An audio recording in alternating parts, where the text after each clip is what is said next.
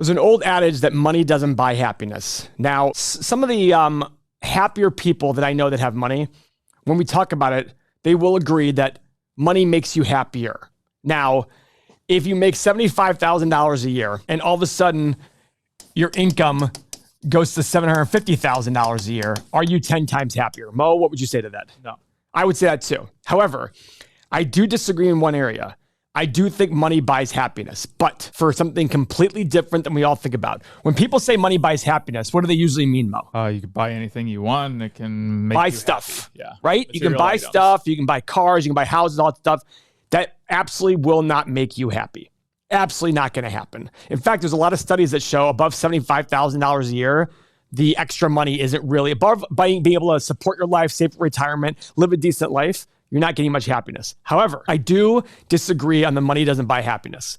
Money, when you have money, you have more freedom. Yep. You have more time. Absolutely. And that provides more happiness. I look at my life now versus 5 years ago, 10 years ago, 15, 20 years ago. I have more money now. And for a while there, I wasn't feeling happier. I had like an epiphany at 30 going, you know, I have all this money and I'm not feeling happier. Mm-hmm. That kind of started my thought process of, okay, but then I started to realize, because I was always chasing something. Mm-hmm. To me, it was, well, this is my house now, but if I have 10 times more money, I literally thought I have to have a 10 times bigger house. And now my fiance and I are renovating a house actually smaller than the house I lived in at the age of 30. And I was in it yesterday going, Lisa, this is too big. And she goes, I know. She goes, but it has everything else we want. Yeah. I said, I know. Our plan was to build literally a house that was half the size of what we're doing now because we found a house that we loved, had the perfect land, had everything. It's just too big. Yep. And we're just like, okay, but we had the situation we want. Now, the freedom though is we get to travel whenever we want. I don't need to work. She doesn't need to work. She's retiring in 18 days. Every morning, probably shouldn't say this, but every morning she wakes up early to go to work and I just repeat the number of days it is. So this morning I'm like 19 more days. And she's like, yeah. So after today, it'll be 18 more days. But the freedom you get, the time you get, the ability to say no to whatever you want. That's my big thing. What do you mean by that? I want to be able to say no to whatever I want. Yeah. It was funny because when I was like in my early 20s, I don't know why, but that clicked in my head. I wanted to be able to say no. Oh, see, the funny part is I didn't get that click in my head until 36, 37. At such a young age, and I was just like, I want to be able to say no to whatever I want to say no to. And I don't know why that came to me. And it is very satisfying when somebody says, hey, do you want to do this? I go, nah, but Paul, it's going to make a lot of money. Yeah, but I don't want to do it. It's not entertaining for me, and I don't really want to spend the time working on it. Yeah. I do the things that I want to do now. You know, it's you know, my fiance teases me and goes, you don't even work. And of course, we joke about it, but my comment is, how fortunate am I that the things I do are the fun things I want to do, like this channel, like investing, like doing options. My brother runs our businesses because he loves doing that. But he's 33. And I've told him time and time again, the second you don't like running the businesses, you let me know, we sell it all off and we do something else and I just manage the money. Yeah, I think another way that money buys happiness in a roundabout way, I'll give an example. I have my house and I have my parents' house that's up the street. And our electric bill last month was $650 combined. Combined? That's it? Yeah.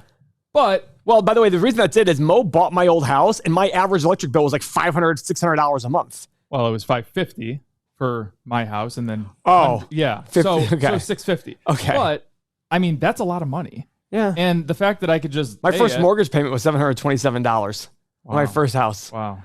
Yeah. In Toledo. Isn't that incredible? Wow. Yeah.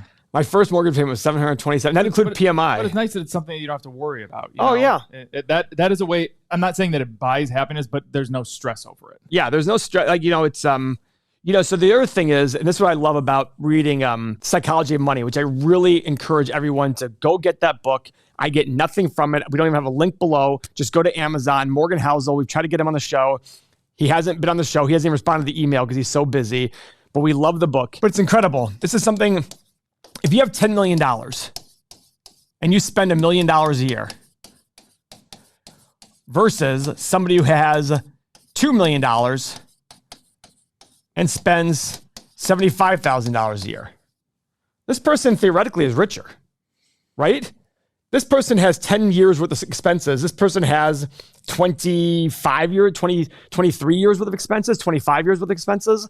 this person's richer. But we always live in a world in which we decide wealth and richness by how much money you have. But it's really about, it's a reflection of money you have versus how much you spend, right? So the thing is, one of the things I brag about is we don't take any money out of our businesses or of our real estate. We live purely off of the extra income I generate from from our investment accounts through options and through dividends, et cetera, like that.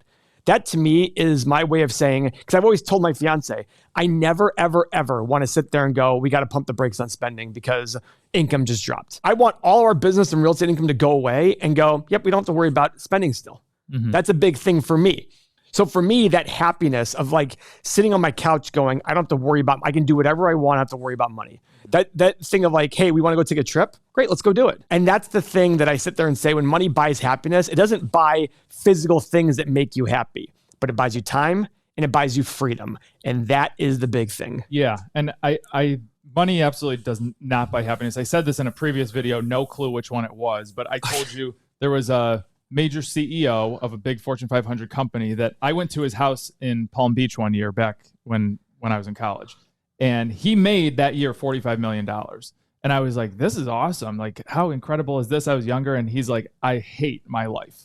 He's like, I hate my life. Yeah, I remember you saying that. I'm like, man. And I think last year he made like 55 million. He's still going.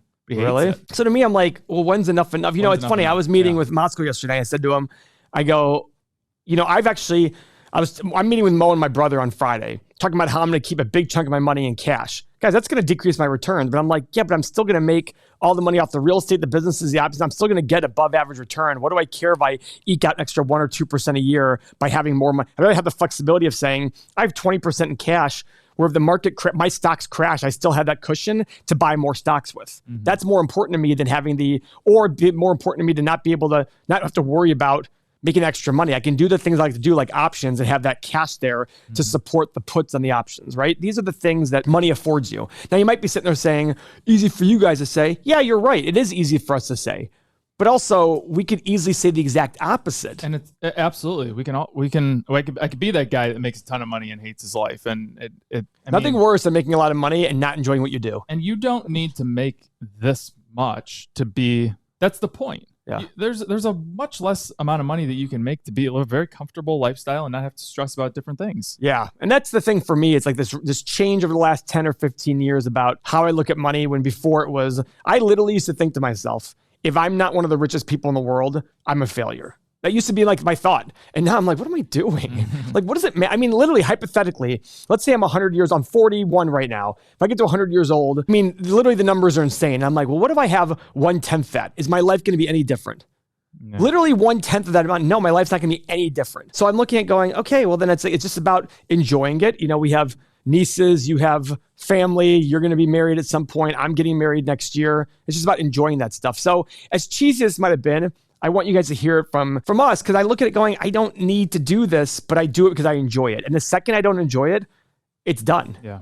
I shouldn't say the second. If I continually don't enjoy it for a while, I'm not going to do it anymore. But on this channel, the great news is we have a great guy running it whose primary goal is we got to make sure that Paul and Mo enjoy this. Yeah. And that's the big thing, because if we enjoy it, that's why right now we're just making a video. And Tim's like, okay, we're done for the day. I'm like, no, let's do another video. As well, you wanted to do this video on money buys happiness. I'm like, oh, let's do it. And that's the thing that I didn't want to go, oh, I'm done. Thank you. Let me go upstairs. No, it's other things. So anyways, I really encourage you, no matter what your economic level in life is. I got a message yesterday on Instagram. I posted on Instagram, by the way, follow us. I'm at Paul Gabrail, spell it right, Gabrail, and at Trader Mo _EM. So I posted something about 60% of 6-figure income people are living paycheck to paycheck. I'm like, this is terrible. And I got a message from somebody who goes, how is this possible? I make $2,000 a month and I still manage to save. Exactly. Like to another level. It's like, it's all about mine. So when I hear people say like, oh, you don't get it. It's like, no, you don't get it. Yeah. You're spending on frivolous things. Like, what's more important to you, to spend now, or it's a combination. I don't believe in super saving. I don't believe in super spending. There's a happy medium, but it also depends on your goals. We have a mutual friend of ours who literally saves like 60% of his income because he wants to retire in like 12 years. I had a friend of mine in college who was an engineer making good money, and he saved a ton like that because his goal was to hit 40, 45 and just drive buses at the University of Michigan and live off his money and just live off that income. That was his goal.